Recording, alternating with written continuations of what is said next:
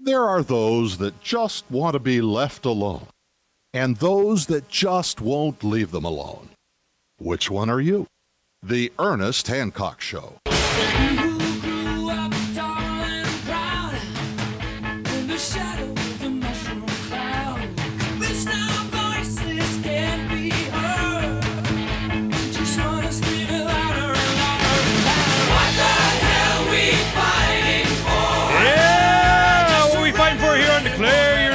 Of me, Ernest Hancock, each and every day on the LRN.FM network from beautiful Phoenix, Arizona, from Freedom's Phoenix Farm. Well, we've grown up, and we're just like Karen Kwiatkowski. We got animals. Yay! I've always been jealous of that. I see your farm, I'm like, no, I want one. So I know. Yeah, we're really lucky, timing and everything else, but it's good. Well, does it take that much time out of your husband and yours day, or yeah, and the other thing, and you'll find this out, everybody who has any property, even if it's a half acre, there's always work to do and chores and things to fix, and it's almost like your to-do list is like all the unfinished business from, it just and everything you fix, two more things break. So yeah. Well, does it sustain you? I mean, are you getting to the point to where you feel comfortable when Walmart starts going up 200% on their food over a couple of months? Yeah, actually, I think we've been doing this for a couple, 3 years now, and it can sustain us. I know in terms of meat, I don't really buy meat anymore. I don't have to. We have it here.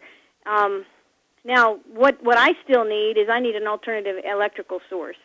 And my greenhouse, I'm building a greenhouse just out of junk. I mean, just out of, excess stuff.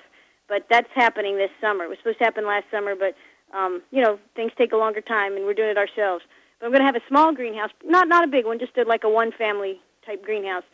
And once that happens, I already can and freeze and process and dry. I do that kind of thing for food. So, yeah, it doesn't sustain us now, but I'm a lot more comfortable. But if I had to do it on a slightly larger scale, I could easily do that. This Saturday at the Breakfast Club, and then a couple of weeks we had them on the radio for 2 hours, they took their backyard empty pool of a home in Mesa, and they just filled in the water at the deep end, and they put the tilapia, whatever that fish is there. Yeah, that's fantastic. And then they put on top chicken wire above them and let the chickens poop into it. Then they have the pumps that go up through all their vegetables, kind of a hydroponic thing, and they have this enclosed, and then they got a greenhouse over the pool, and they have. Oh my gosh! So it's just they produce fish, chicken, eggs, vegetables, all in the size of one swimming pool. That is amazing. Oh yeah. Well, it's gardenpool.com. It's called gardenpool.com. Gardenpool.com. Excellent. We don't have to do it the way Grandma and Grandpa did it. Gardenpool.org. Okay. We don't have to do it the way Grandpa and Grandma did it. We have modern technology. We have the internet. We want to find out how to do something. We type in a question, and we come up with 6 or 7 different ways to get something done. And we really are blessed in that way. So a lot of people can do a lot of things in this country. Oh, I wanted to throw out this little bit of statistic that I found out. We have a guy here in the Valley, actually in the 6th District of Virginia, Joel Salatin, and he does natural beef, chicken, and he's got the system of doing it, and he's written books. He speaks out about localism and things like that. But anyway... we just had a piece on the site with him. Yeah, he's the guy that has the chicken farm, the chickenness of the chicken kind of guy. Yeah, absolutely. Right, okay. And I was just talking about him yesterday. Oh, and he gave a speech just in January to some group, and it was on the Internet, and he pointed out that in the United States of America, in our territory proper, there are 77 million acres of lawn.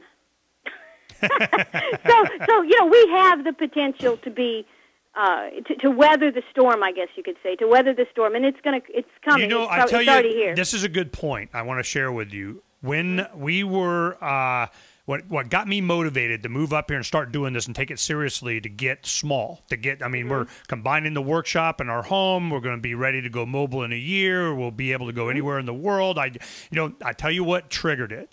When they did the S510, that we control the food and what you can grow and how you can sell it and do all that, and I go, food? Seriously, food? They're going to do it because I knew that's exactly what would happen. Of course, people can grow a lot of, heck, I had a little, 16 by 20 garden, and we had more vegetables than we know what to do with. That's right. That's right. Huge potential, And they want to stop it, and then they go after vitamins. These are evil people. Yeah, it is actually evil. There's no other way around it. And it is part, now this is where it's fair to say that's part of a global type agenda. It's part of a kind of a UN combination of a lot of the political class from a lot of different countries.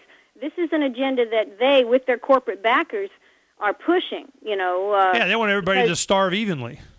That's right, and they want to be able to charge whatever they can charge for their materials and food products and seeds that they're selling, and vitamins and whatnot. So, and really what it is in a happy way to look at this is that the controllers are really getting nervous about the controls. And that's all of us. Good. Yeah, they're getting really nervous, and they think they should be.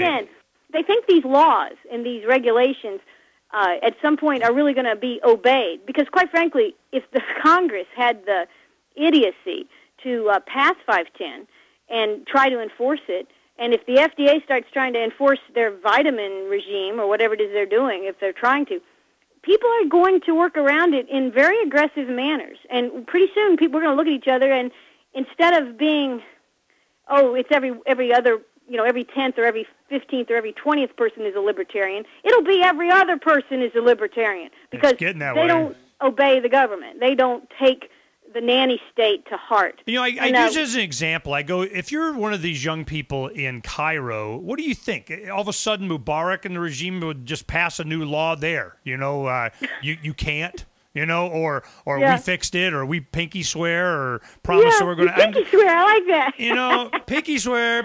Yeah, a lot of people don't know what I mean when I say that. What the heck is pinky swear? But I'm looking at not just the Middle East, because this is going to expand worldwide.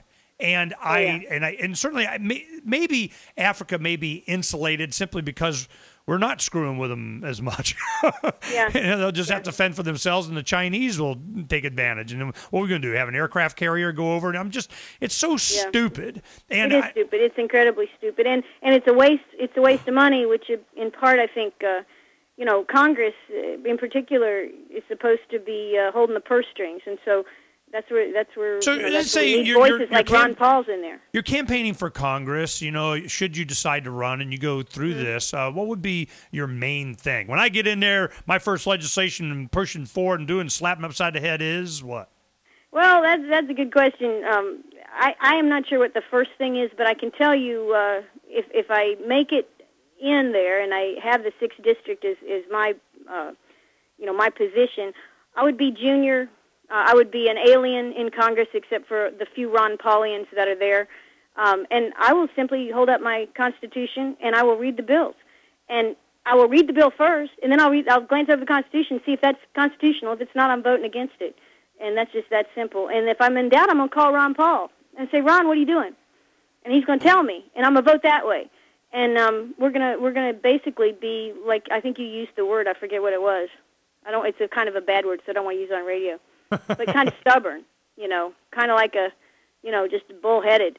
I'm looking forward more to your case. I tell you what, I even had, the supporters of Dr. Paul running again. Everybody, we got to get the band back together. Ernie, let's go. Yeah, I'm going, look, while you guys are talking about that, it's going to happen. There's nothing that's going to happen that's going to stop the inevitability of just the economics of it. That's why we put our effort into the walletvoting.com thing and this Arabic versions of Freedom's Phoenix. And I go, you got to move ahead because the collapse is not waiting on any political party, even us, even liberty-minded people. It's not waiting for us to make political change. The change is happening right now, and you got to do what you're doing. You got to get ready for it on a personal and economic level, and on a political level, you got to understand what liberty means, and you got to understand, this nanny state is not affordable. This empire is not affordable.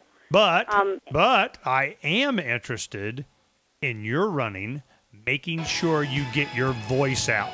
because Oh, good. Well, I like that. whatever help we need. Oh, and we're talking about, we didn't get a chance to talk about it, but, we're starting to do a digital e-zine version of Freedom's Phoenix that's much more philosophically in line with what we want, as opposed to just all the news coming from everywhere. We're going to dissect. And Karen's offered, she'll be part of this as much as time allows. Yeah, can't wait. And it's just because you can see from this interview, she's going to have something to say. And if she's going to be running for Congress and she wants to give them what for?